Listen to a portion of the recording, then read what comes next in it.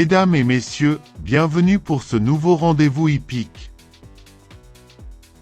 Direction l'hippodrome de Laval, ce mercredi 19 août 2026, pour une belle réunion consacrée au trot.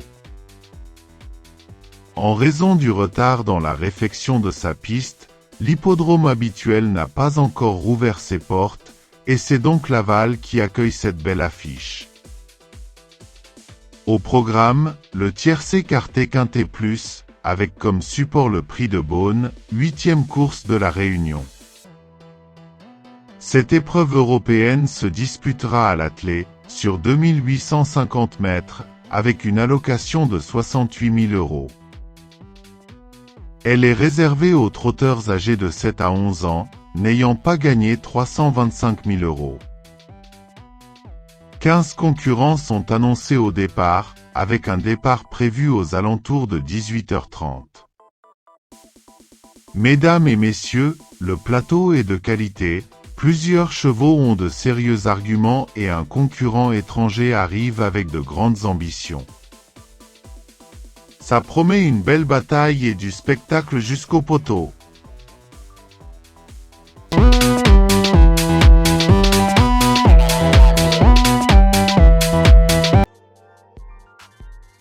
Vasterbo Hintement. On commence avec Vasterbo Hintement. Pour moi, sa tâche s'annonce compliquée. Il possède les plus faibles gains du peloton et surtout, il n'a plus été revu depuis le mois de mai. Cette longue absence peut lui manquer au niveau du rythme et de la condition.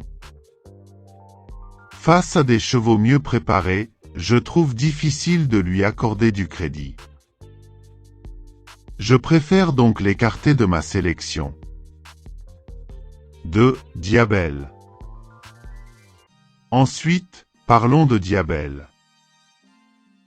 Elle fait preuve d'une belle régularité et c'est justement ce qui me plaît dans son profil. Elle arrive à rester compétitive d'une sortie à l'autre, ce qui constitue un avantage important dans ce type de course. Je ne la vois pas forcément gagner, mais elle possède les moyens de terminer dans la bonne combinaison du quintet. C'est une concurrente que je vais garder avec attention. 3. Gesson. Pour Gesson, je vais rester prudent. Il possède une vraie qualité puisqu'il a déjà obtenu une place au niveau groupe 2. Cependant, il revient après une longue absence et il aura certainement besoin de cette course pour retrouver toutes ses sensations. Le fait qu'il reste ferré ne renforce pas ma confiance. Je préfère donc le suivre pour une prochaine fois plutôt que de le retenir aujourd'hui. 4. Heureux de Fleur. Heureux de Fleur mérite davantage d'attention. Il vient de terminer 4e d'une étape du Grand National du Trot à Saint-Malo, ce qui constitue une performance intéressante. Cette sortie montre qu'il possède encore suffisamment de ressources pour rivaliser à ce niveau. S'il bénéficie d'un parcours à son avantage, je pense qu'il peut de nouveau accrocher une belle place. C'est un candidat sérieux pour l'arrivée. 5. Eda Sauton. Concernant Eda Sauton, je suis assez partagé. Il reste sur plusieurs échecs et ses dernières performances ne permettent pas d'avoir une grande confiance. Il possède certainement les qualités nécessaires pour refaire surface, mais il doit avant tout rassurer sur sa forme actuelle. Pour cette raison, je préfère le placer dans une catégorie intermédiaire. Une bonne performance reste possible, mais je ne peux pas en faire une priorité. 6. Freedom.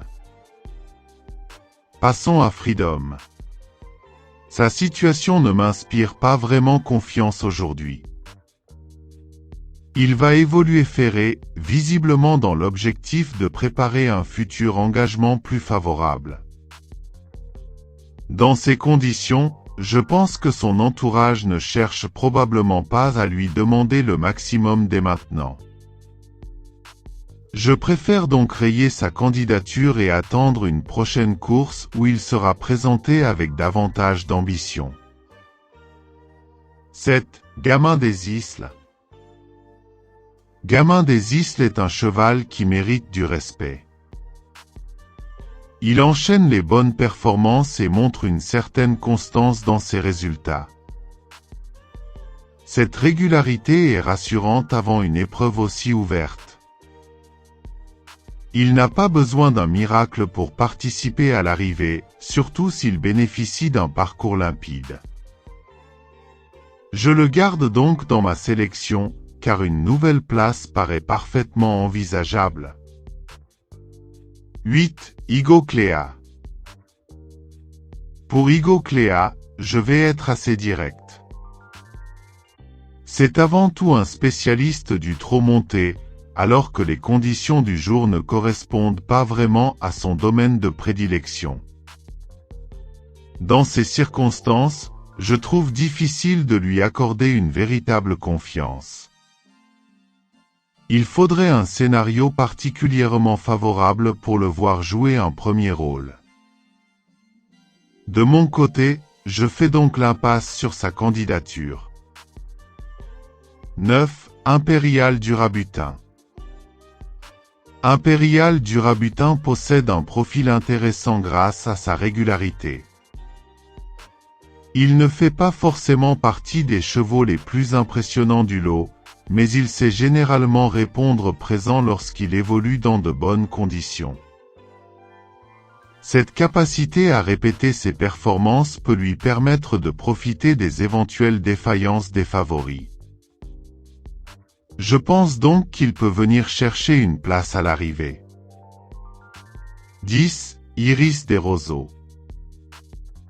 J'accorde une attention particulière à Iris des Roseaux. Il avait terminé 3e d'une étape du Grand National du Trot disputé sur cet hippodrome au mois de juin. Cette performance est importante puisqu'il connaît déjà les lieux et a démontré qu'il pouvait parfaitement s'y adapter.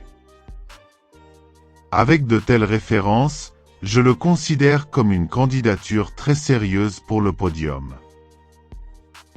Il possède plusieurs arguments solides pour confirmer. 11. Hollywood Dubois. Pour Hollywood Dubois, je reste assez réservé. Il traverse une période compliquée depuis l'hiver dernier et ses résultats récents ne sont pas suffisamment rassurants. Bien sûr, il possède probablement encore quelques moyens, mais il doit avant tout retrouver de la confiance et montrer un meilleur visage en compétition. Dans ce contexte, je préfère ne pas le placer parmi mes priorités. Une surprise reste possible, mais elle paraît difficile à envisager. 12. Jason Ginu. Jason Ginu est un concurrent assez difficile à juger. Il possède de la qualité et ses moyens ne font aucun doute, mais il reste actuellement sur des performances décevantes. C'est justement ce manque de régularité récente qui me pousse à la prudence. Je pense qu'il peut parfaitement se réhabiliter, mais il est également capable de décevoir une nouvelle fois. Pour moi, le retenir ou non dépendra surtout de l'impression laissée avant le départ. 13. Joy du Carnoy. On arrive à Joy du Carnoy, et son profil me plaît beaucoup. Elle est actuellement en grande forme et ses dernières sorties montrent qu'elle possède toutes les ressources nécessaires pour jouer les premiers rôles. Dans une course aussi disputée, arriver avec une condition optimale représente un avantage important. Je pense donc qu'elle peut logiquement lutter pour les premières places. C'est une concurrente que je vais retenir avec beaucoup de confiance. 14. Ridley Lavec. Ridley Lavec mérite également une mention particulière. Ce trotteur scandinave vient de s'imposer de belle manière à Anguien, ce qui lui permet d'aborder cette épreuve avec un moral au beau fixe.